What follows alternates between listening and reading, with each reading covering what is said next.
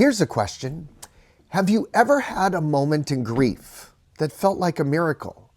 Something you just couldn't explain? Hi, I'm Eric the Undertaker, licensed funeral director and embalmer for over 27 years, and here's your porch talk for today. So this is another one that's very personal. So in 2023, we hosted an event at the funeral home, and we invited the community to come in on December 1st and decorate a glass ornament, which was plastic, but they came apart, and then they could bring in a photo of their loved one that they had lost at some point, put into the ornament, and then decorate it with either some fake snow or some gems, or there was little trees, ribbons. And then finally, the final item was a little LED, battery-powered LED light that we would put in there, and the whole ornament would glow. And then we use those ornaments to decorate our large Christmas tree in the chapel. We call it the memory tree.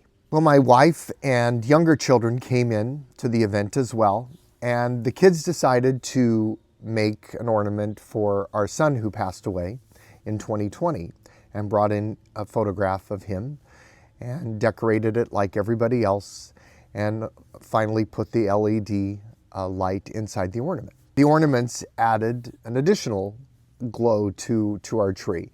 However, we knew that the LED lights were limited, and the manufacturer told us that they would last, maybe 5 to 8 days if they were left on, which they were. Eventually, kind of one by one, all the ornaments lights would end up dying, but we were still left with the Christmas tree lights that would kind of illuminate the ornament. Well, it was very close to Christmas. It was either the 23rd of December, maybe even Christmas Eve.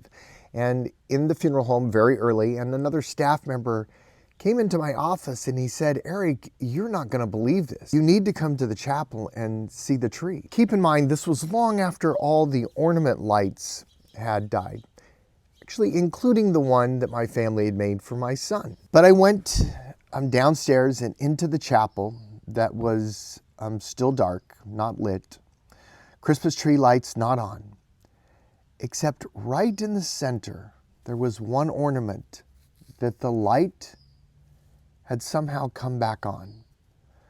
So there was this one ornament that was lit in the middle of the tree. And that was the one that my younger kids had made for their brother and our son. That light, that little miracle, gave me so much hope and peace. Now, I've been asked